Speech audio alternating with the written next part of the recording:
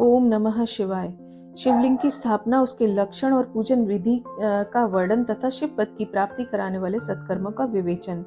ऋषियों ने पूछा, सूत जी, शिवलिंग की स्थापना कैसे करनी चाहिए, उसका लक्षण क्या है तथा उसकी पूजा कैसे करनी चाहिए, किस देश काल में करनी चाहिए और किस द्रव्य के द्वारा उसका निर्माण होना चाहिए। सूत जी ने कहा, महर्षियों, मैं तुम लोगों के लिए इस विषय का वर्णन करता हूँ, ध्यान देकर सुनो और समझो। अनुकूल और शुभ समय में किसी पवित्र तीर्थ में, नदी के आदि के तट पर अपनी रुचि के अनुसार ऐसी जगह शिवलिंग की स्थापना करनी चाहिए जहाँ नित्य पूजन हो सके। पार्थिव द्रव्य से, जलमय द्रव्य से या तेज द्रव्य पदार्थ से अपनी रुचि के अनुसार कल्पोक्त लक्षणों से युक्त शिवलिंग का निर्माण करके उसकी पूजा करने से उपासक को उस पूजन का पूरा पूरा फल प्राप्त होता है। संपूर्ण शुभ लक्षणों से युक्त शिवलिंग की यदि पूजा की जाए तो वह तत्काल पूजा का फल देने वाला होता है। यदि चल प्रतिष्ठा करनी हो तो इसके लिए छोटा सा शिवलिंग या विग्रह श्रेष्ठ माना जाता है, और यदि अचल प्रतिष्ठा करनी हो तो स्थूल शिवलिंग तथा विग्रह अच्छा माना गया है। उत्तम लक्षणों से युक्त शिवलिंग की पीठ सहित स्थापना करनी चाहिए। शिवलिंग का पीठ मंडलाकार, गोल, चौकोर, त्रिकोण या खाट के पाए की भांति ऊपर नीचे मोटा और बीच में पतला होना चाहिए। ऐसा लिंग पीठ महान फल देने वाला होता है। पहले मिट्टी से, प्रस्तर आदि से या लोहे आदि से शिवलिंग का निर्माण करना चाहिए। जिस द्रव्य से शिवलिंग का निर्माण हो उसी से उसकी पीठ भी बनाना चाहिए। यही स्थावर अचल प्रतिष्ठा वाले शिवलिंग की विशेष बात है। चल प्रतिष्ठा वाले शिवलिंग में भी लिंग और पीठ का एक ही उपादान होना चाहिए, किंतु बाण लिंग के लिए यह नियम नहीं है। लिंग की लंबाई निर्माणकर्ता या स्थापना करने वाले यजमान के 12 अंगुल के बराबर होनी चाहिए। ऐसे ही शिवलिंग को उत्तम कहा गया है। इससे कम लंबाई वाला हो तो फल में कमी आ जाती है, अधिक हो तो कोई दोष की बात नहीं है। चर लिंग में भी वैसा ही नियम है। उसकी लंबाई कम से कम कर्ता के 1 अंगुल के बराबर होनी चाहिए। उससे छोटा होने पर अल्प फल मिलता है, किंतु उससे अधिक होना दोष की बात नहीं है। यजमान को चाहिए कि वह पहले शिल्प शास्त्र के अनुसार एक विमान या देवालय बनवाए जो देवगणों की मूर्तियों से अलंकृत हो। उसका गर्भगृह बहुत ही सुंदर, सुदृढ़ और दर्पण के समान स्वच्छ हो। उसे 9 प्रकार के रत्नों से विभूषित किया गया हो। उसमें पूर्व और पश्चिम दिशा में 2 मुख द्वार हों। जहाँ शिवलिंग की स्थापना करनी हो उस स्थान के गर्त में नीलम, लाल, वैदुर्य, श्याम, मरकत, मोगी, मोती, मूंगा, गोमेद और हीरा, इन 9 रत्नों को और अन्य महत्वपूर्ण द्रव्यों को वैदिक मंत्रों के साथ छोड़ें। सदोजात आदि 5 वैदिक मंत्रों द्वारा शिवलिंग का 5 स्थानों में क्रमशः पूजन करके अग्नि में भविष्य की अनेक आहुतियां दें और परिवार सहित मेरी पूजा करके गुरु स्वरूप आचार्य को धन से तथा भाई बंधुओं को मनचाही वस्तुओं से संतुष्ट करें। याचकों को जड़, सुवर्ण, ग्रह और भू संपत्ति तथा चेतन गौ आदि वैभव प्रदान करें। स्थावर जंगम सभी जीवों को यत्न पूर्वक संतुष्ट करके एक गड्ढे में सुवर्ण और 9 प्रकार के रत्न भरकर सदो जातादि वैदिक मंत्रों का उच्चारण करके परम कल्याणकारी महादेव जी का ध्यान करें। तत्पश्चात नाद घोष से युक्त महामंत्र ओंकार ओम का उच्चारण करके उक्त गड्ढे में शिवलिंग की स्थापना करके उसे पीठ से संयुक्त करें। इस प्रकार पीठ युक्त लिंग की स्थापना करके उसे नित्य लेप, दीर्घ काल तक टिके रहने वाले मसाले से जोड़कर स्थित करें। इसी प्रकार वहां परम सुंदर वेर मूर्ति की स्थापना भी करनी चाहिए। सारांश यह है कि भूमि संस्कार आदि की सारी विधि जैसे लिंग प्रतिष्ठा के लिए कही गई है, वैसे ही वेर यानी कि मूर्ति प्रतिष्ठा के लिए भी समझनी चाहिए। अंतर इतना ही है कि लिंग प्रतिष्ठा के लिए प्रण मंत्र के उच्चारण का विधान है, परंतु वेर की प्रतिष्ठा के लिए पंचाक्षर मंत्र से ही करनी चाहिए। जहाँ लिंग की प्रतिष्ठा हुई है वहां भी उत्सव के लिए बाहर सवारी निकालने आदि के निमित्त वेर यानी कि मूर्ति को रखना आवश्यक है। वेर को बाहर से भी लिया जा सकता है, उसे गुरुजनों से ग्रहण करें। बाह्य वेर वही लेने योग्य है जो साधु पुरुषों द्वारा पूजित हो। इस प्रकार लिंग में और वेर में भी की हुई महादेव जी की पूजा शिव पद प्रदान करने वाली होती है। स्थावर और जंगम के भेद से लिंग भी 2 प्रकार का कहा गया है। वृक्ष, लता आदि को स्थावर लिंग कहते हैं और कृमि, कीट आदि को जंगम लिंग। स्थावर लिंग की सींचने आदि के द्वारा सेवा करनी चाहिए और जंगम लिंग को आहार और जल आदि देकर तृप्त करना चाहिए। उन स्थावर जंगम जीवों को सुख पहुंचाने में अनुरक्त होना भगवान शिव का पूजन है, ऐसा विद्वान पुरुष मानते हैं। यूं चराचर जीवों को ही भगवान शंकर के प्रतीक मानकर उनका पूजन कर लेना चाहिए। इस तरह महालिंग की स्थापना करके विविध उपचारों द्वारा उसका पूजन करना चाहिए। अपनी शक्ति के अनुसार नित्य पूजा करनी चाहिए और देवालय के पास ध्वजारोहण आदि करना चाहिए। शिवलिंग साक्षात शिव का पद प्रदान करने वाला है। या चरलिंग में षोडशोपचारों द्वारा यथोचित रीति से क्रमशः पूजन करें। यह पूजन भी शिव पद प्रदान करने वाला है। आवाहन, आसन, अर्घ्य, पाद्य, पाद्यांग, आचमन, अभ्यंग पूर्वक स्नान, वस्त्र और यज्ञोपवीत, गंध, पुष्प, धूप, दीप, नैवेद्य, तांबूल समर्पण, नीराजन, नमस्कार और विसर्जन, ये 16 उपचार हैं। यह अर्घ्य से लेकर नैवेद्य तक विधिवत पूजन करें। अभिषेक, नैवेद्य, नमस्कार और तर्पण, ये तब यथाशक्ति नित्य करें। इस तरह किया हुआ शिव का पूजन शिव पद की प्राप्ति कराने वाला होता है। या किसी मनुष्य के द्वारा स्थापित शिवलिंग में, ऋषियों द्वारा स्थापित शिवलिंग में, देवताओं द्वारा स्थापित शिवलिंग में, अपने आप प्रकट हुए स्वयंभू लिंग में तथा अपने द्वारा नूतन स्थापित हुए शिवलिंग में भी उपचार समर्पण पूर्वक जैसे तैसे पूजन करने से या पूजन की सामग्री देने से भी मनुष्य ऊपर जो कुछ कहा गया है वह सारा फल प्राप्त कर लेता है। क्रमशः परिक्रमा और नमस्कार करने से भी शिवलिंग शिव पद की प्राप्ति कराने वाला होता है।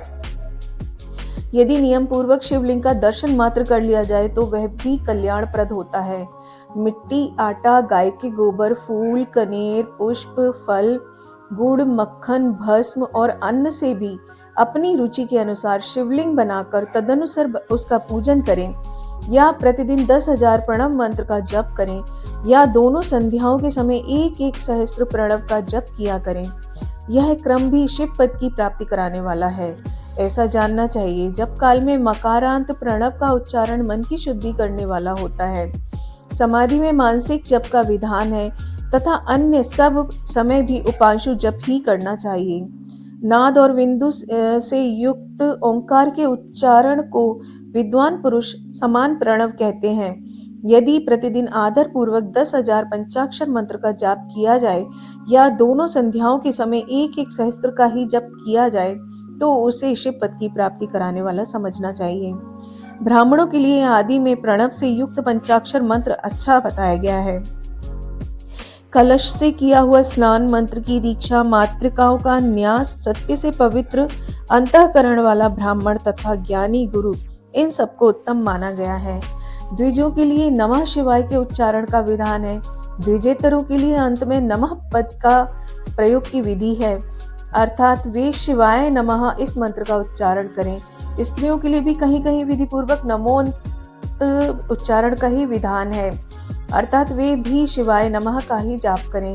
कोई कोई ऋषि ब्राह्मण की स्त्रियों के लिए नमः पूर्वक शिवाय के जप की अनुमति देते हैं, अर्थात वे नमः शिवाय का जप करें। पंचाक्षर मंत्र का 5 करोड़ जप करके मनुष्य भगवान सदाशिव के समान हो जाता है। 1, 2, 3 या 4 करोड़ का जप करने से क्रमशः ब्रह्मा, विष्णु, रुद्र और महेश्वर का पद प्राप्त कर लेता है। अर्थात मंत्र में जितने अक्षर हैं उनका पृथक पृथक 1-1 लाख जप करें, अर्थात समस्त अक्षरों का एक साथ ही जितने अक्षर हो उतने लाख जप करें। इस तरह के जप को शिव पद की प्राप्ति कराने वाला समझना चाहिए। यदि 1000 दिनों में प्रतिदिन 1 सहस्त्र जप से क्रम से पंचाक्षर मंत्र का 10 लाख जप पूरा कर लिया जाए और प्रतिदिन ब्राह्मण भोजन कराया जाए तो उस मंत्र से अभिष्ट कार्य की सिद्धि होने लगती है। ब्राह्मण को चाहिए कि वे प्रतिदिन प्रातः काल 1008 बार गायत्री का जप करे। ऐसा होने पर गायत्री क्रमशः शिव का पद प्रदान करने वाली होती है। वेद मंत्रों और वैदिक सूत्रों का भी नियम पूर्वक जप करना चाहिए। वेदों का पारायण भी शिव पद की प्राप्ति कराने वाला होता है, ऐसा जानना चाहिए। अन्य जो बहुत से मंत्र हैं जिनका भी जितने अक्षर हैं उतने लाख जप करें। इस प्रकार जो यथाशक्ति जप करता है वह क्रमशः शिव पद को प्राप्त कर लेता है। अपनी रुचि के अनुसार किसी एक मंत्र को अपना कर मृत्यु पर्यंत प्रतिदिन उसका जप करना चाहिए, अथवा ओम इस मंत्र का प्रतिदिन 1 सहस्त्र जप करना चाहिए। ऐसा करने पर भगवान शिव की आज्ञा से संपूर्ण मनोरथों की सिद्धि होती है। जो मनुष्य भगवान शिव के लिए फुलवाड़ी या बगीचे आदि लगाता है तथा शिव के सेवा कार्य के लिए मंदिर में झाड़ने बुहारने आदि की व्यवस्था करता है, वह इस पुण्य कर्म को करके शिव पद प्राप्त कर लेता है। भगवान शिव के जो काशी आदि क्षेत्र है उनमें भक्ति पूर्वक नित्य निवास करे, वह जड़ चेतन सभी को भोग और मोक्ष देने वाला होता है। अतः विद्वान पुरुष को भगवान शिव के क्षेत्र में आमरण निवास करना चाहिए। पुण्य क्षेत्र में स्थित बावड़ी, कुआं और पोखरे आदि को शिव गंगा समझना चाहिए। भगवान शिव का ऐसा ही वचन है, वहां स्नान दान और जप करके मनुष्य भगवान शिव को प्राप्त कर लेता है। अतः मृत्यु पर्यंत शिव के क्षेत्र का आश्रय लेकर रहना चाहिए। जो शिव के क्षेत्र में अपने किसी मृत संबंधी का दाह, दशाह, मासिक श्राद्ध, सपिंडीकरण या वार्षिक श्राद्ध करता है या कभी भी शिव के क्षेत्र में अपने पितरों को पिंड देता है, वह तत्काल सब पापों से मुक्त हो जाता है और अंत में शिव पद प्राप्त कर लेता है। अथवा शिव के क्षेत्र में 7, 5, 3 या एक ही रात निवास कर लें। ऐसा करने से भी क्रमशः शिव पद की प्राप्ति होती है। लोक में अपने अपने वर्ण के अनुरूप सदाचार का पालन करने से भी मनुष्य शिव पद को प्राप्त कर लेता है। वर्णानुकूल आचरण से तथा भक्ति भाव से वह अपने सत्कर्म का अतिशय फल पाता है। कामना पूर्वक किए हुए अपने कर्म के अभीष्ट फल को शीघ्र ही पा लेता है। निष्काम भाव से किया हुआ सारा कर्म साक्षात शिव पद की प्राप्ति कराने वाला होता है। दिन के 3 विभाग होते हैं, प्रातः, मध्याह्न और सायाह्न। इन तीनों में क्रमशः एक एक प्रकार के कर्म का संपादन किया जाता है। प्रातः काल को शास्त्र विहित नित्य कर्म के अनुष्ठान का समय जानना चाहिए। मध्याह्न काल सकाम कर्म के लिए उपयोगी है तथा सायंकाल शांति कर्म के उपयुक्त है, ऐसा जानना चाहिए। इसी प्रकार रात्रि में भी समय का विभाजन किया गया है। रात के 4 प्रहरों में से जो बीच के 2 प्रहर हैं उन्हें निशीथ काल कहा गया है। विशेषतः उसी काल में की हुई भगवान शिव की पूजा अभीष्ट फल को देने वाली होती है। ऐसा जानकर कर्म करने वाला मनुष्य यथोक्त फल का भागी होता है। विशेषतः कलयुग में कर्म से ही फल की सिद्धि होती है। अपने अपने अधिकार के अनुसार ऊपर कहे गए किसी भी कर्म के द्वारा शिवाराधन करने वाला पुरुष यदि सदाचारी है और पाप से डरता है तो वह उन कर्मों का पूरा पूरा फल अवश्य प्राप्त कर लेता है। ऋषियों ने कहा, सूत जी, पुण्य क्षेत्र कौन कौन से हैं जिनका आश्रय लेकर सभी स्त्री पुरुष शिव पद प्राप्त कर लेंगे, यह हमें संक्षेप में बताइए। अध्याय 10 समाप्त हुआ। ओम नमः शिवाय। ओम नमः शिवाय। ओम नमः शिवाय। ओम नमः शिवाय। ओम नमः शिवाय। अध्याय 11 मोक्षदायक पुण्य क्षेत्रों का वर्णन। काल विशेष में विभिन्न नदियों के जल में स्नान के उत्तम फल का निर्देश और तीर्थों में पाप से बचे रहने की चेतावनी। सूची बोले, विद्वान और बुद्धिमान महर्षियों, मोक्षदायक शिव क्षेत्रों का वर्णन सुनो। तत्पश्चात मैं लोक रक्षा के लिए शिव संबंधी आगमों का वर्णन करूंगा। पर्वत, वन, काननों सहित इस पृथ्वी का विस्तार 50 करोड़ योजन है। भगवान शिव की आज्ञा से पृथ्वी संपूर्ण जगत को धारण करके स्थित है। भगवान शिव ने भूतल पर विभिन्न स्थानों में वहां के निवासियों को कृपा पूर्वक मोक्ष देने के लिए शिव क्षेत्र का निर्माण किया है। कुछ क्षेत्र ऐसे हैं जिन्हें देवताओं और ऋषियों ने अपना वास स्थान बनाकर अनुग्रहित किया हुआ है, इसलिए उनमें तीर्थत्व प्रकट हो गया है, तथा अन्य बहुत से तीर्थ क्षेत्र ऐसे हैं जो लोगों की रक्षा के लिए स्वयं प्रादुर्भूत हुए हैं। तीर्थ और क्षेत्र में जाने पर मनुष्य को सदा स्नान, दान और जप आदि करना चाहिए, अन्यथा वह रोग, दरिद्रता और मुक्ता आदि दोषों का भागी होता है। जो मनुष्य इस भारतवर्ष के भीतर मृत्यु को प्राप्त करता है वह अपने पुण्य फल से ब्रह्मलोक में वास करके पुण्य क्षय के पश्चात पुनः मनुष्य योनि में ही जन्म लेता है। पापी मनुष्य पाप करके दुर्गति में ही पड़ता है। हे ब्राह्मणों, पुण्य क्षेत्र में पाप कर्म किया जाए तो वह और भी दृढ़ हो जाता है। अतः पुण्य क्षेत्र में निवास करते समय सूक्ष्म से सूक्ष्म या थोड़ा सा भी पाप ना करें। सिंधु और शतद्रु नदी के तट पर बहुत से पुण्य क्षेत्र हैं। सरस्वती नदी परम पवित्र और 60 मुख वाली कही गई है, अर्थात उसकी 60 धाराएं हैं। विद्वान पुरुष सरस्वती के उन धाराओं के तट पर निवास करे तो वह क्रमशः ब्रह्म पद को पा लेता है। हिमालय पर्वत से निकली हुई पुण्य सलिला गंगा 100 मुख वाली नदी है। उसके तट पर काशी, प्रयाग आदि अनेक पुण्य क्षेत्र हैं। वहां मकर राशि के सूर्य होने पर गंगा की तटभूमि पहले से भी अधिक प्रशस्त और पुण्यदायक हो जाती है। सोनभद्र नद की 10 धाराएं हैं। वह बृहस्पति के मकर राशि में आने पर अत्यंत पवित्र और अभीष्ट फल देने वाला हो जाता है। उस समय वहां स्नान और उपवास करने से विनायक पद की प्राप्ति होती है। पुण्य सलिला महानदी नर्मदा के 24 मुख हैं या स्रोत हैं। उसमें स्नान और उसके तट पर निवास करने से मनुष्य को वैष्णव पद की प्राप्ति होती है। तमसा के 12 और रेवा के 10 मुख हैं। परम पुण्यमयी गोदावरी के 21 मुख बताए गए हैं। वह ब्रह्म हत्या तथा गोवध के पाप का भी नाश करने वाली और रुद्र लोक देने वाली है। कृष्णवेणी नदी का जल बड़ा पवित्र है। वह नदी समस्त पापों का नाश करने वाली है। उसके 18 मुख बताए गए हैं तथा वह विष्णु लोक प्रदान करने वाली है। तुंगभद्रा के 10 मुख हैं। वह ब्रह्म लोक देने वाली है। पुण्य सलिला सुवर्ण मुखरी के 9 मुख कहे गए हैं। ब्रह्मलोक से लौटे हुए जीव उसी के तट पर जन्म लेते हैं। सरस्वती नदी, पंपा सरोवर, कन्याकुमारी, अंतरीप और शुभकारक श्वेत नदी ये सभी पुण्य क्षेत्र हैं। इनके तट पर निवास करने से इंद्रलोक की प्राप्ति होती है। सह्य पर्वत से निकली हुई महानदी कावेरी परम पुण्यमयी है। उसके 27 मुख बताए गए हैं। वह संपूर्ण अभीष्ट वस्तुओं को देने वाली है। उसके तट स्वर्गलोक की प्राप्ति कराने वाले तथा ब्रह्मा और विष्णु का पद देने वाले हैं। कावेरी के जो तट शैव क्षेत्र के अंतर्गत हैं, वे अभीष्ट फल देने के साथ ही शिवलोक प्रदान करने वाले भी हैं। नैमिषारण्य तथा बद्रिकाश्रम में सूर्य और बृहस्पति के मेष राशि में आने पर यह यदि स्नान करें तो उस समय वहां किए हुए स्नान, पूजन आदि को ब्रह्मलोक की प्राप्ति कराने वाला जानना चाहिए। सिंह और कर्क राशि में सूर्य की संक्रांति होने पर सिंधु नदी में किया हुआ स्नान और केदार तीर्थ के जल का पान और स्नान ज्ञानदायक माना गया है। जब बृहस्पति सिंह राशि में स्थित हो उस समय सिंह की संक्रांति से युक्त भाद्रपद मास में यदि गोदावरी जल में स्नान किया जाए तो वह शिवलोक की प्राप्ति कराने वाला होता है। ऐसा पूर्व काल में स्वयं भगवान शिव ने कहा था। जब सूर्य और बृहस्पति कन्या राशि में स्थित हो तब यमुना और सोनभद्र में स्नान करें। वह स्नान धर्मराज और गणेश जी के लोक में महान भोग प्रदान करने वाला होता है। यह महर्षियों की मान्यता है। जब सूर्य और बृहस्पति तुला राशि में स्थित हो उस समय कावेरी नदी में स्नान करें। वह स्नान भगवान विष्णु के वचन की महिमा से संपूर्ण अभीष्ट वस्तु को देने वाला माना गया है।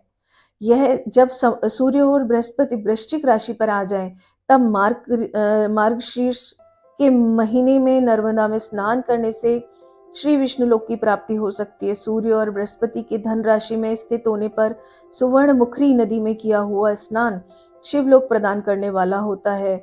जैसे कि ब्रह्मा जी का वचन है, जब सूर्य और बृहस्पति मकर राशि में स्थित हो उस समय माघ मास में गंगा जी के जल में स्नान करना चाहिए। ब्रह्मा जी का कथन है कि वह स्नान शिवलोक की प्राप्ति कराने वाला होता है।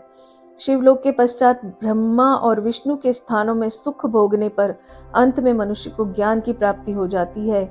माघ मास में तथा सूर्य के कुंभ राशि में स्थित होने पर फाल्गुन मास में गंगा जी के तट पर किया हुआ श्राद्ध, पिंडदान और तिलोदक दान पिता और नाना दोनों कुलों के पितरों की अनेकों पीढ़ियों का उद्धार करने वाला माना गया है। सूर्य और बृहस्पति जब मीन राशि में स्थित हो तब कृष्णावेणी नदी में किए गए स्नान की ऋषियों ने प्रशंसा की है। उन महीनों में पूर्वोक्त तीर्थों में किया हुआ स्नान इंद्र पद की प्राप्ति कराने वाला होता है। विद्वान पुरुष गंगा और कावेरी नदी का आश्रय लेकर तीर्थवास करें। ऐसा करने से तत्काल किए हुए पाप का निश्चय ही नाश हो जाता है। रुद्रलोक प्रदान करने वाले बहुत से क्षेत्र हैं। ताम्रपर्णी और वेगवती ये दोनों नदियां ब्रह्मलोक की प्राप्ति रूप फल देने वाली हैं। इन दोनों के तट पर कितने ही स्वर्गदायक क्षेत्र हैं। इन दोनों के मध्य में बहुत से पुण्यप्रद क्षेत्र हैं। वहां निवास करने वाला विद्वान पुरुष वैसे फल का भागी होता है। सदाचार, उत्तम वृत्ति और सद्भावना के साथ मन में दया भाव रखते हुए विद्वान पुरुष को तीर्थ में निवास करना चाहिए, अन्यथा उसका फल नहीं मिलता है। पुण्य क्षेत्र में किया हुआ थोड़ा सा पुण्य भी अनेक प्रकार से वृद्धि को प्राप्त होता है तथा वहां किया हुआ छोटा सा पाप भी महान हो जाता है। यदि पुण्य क्षेत्र में रहकर ही जीवन बिताने का निश्चय हो तो उस पुण्य संकल्प से उसका पहले का सारा पाप तत्काल नष्ट हो जाएगा, क्योंकि पुण्य को ऐश्वर्यदायक कहा गया है। ब्राह्मणों, तीर्थ वास जनित पुण्य कायिक, वाचिक और मानसिक सारे पापों का नाश कर देता है। तीर्थ में किया हुआ मानसिक पाप वज्रलेप हो जाता है, वह कई कल्पों तक पीछा नहीं छोड़ता है। वैसा पाप केवल ध्यान से ही नष्ट होता है, अन्यथा नहीं। वाचिक पाप जप से तथा कायिक पाप शरीर को सुखाने जैसे कठोर तप से नष्ट होता है। अतः सुख चाहने वाले पुरुष को देवताओं की पूजा करते और ब्राह्मणों को दान देते हुए पाप से बचकर ही तीर्थ में निवास करना चाहिए। ओम नमः शिवाय।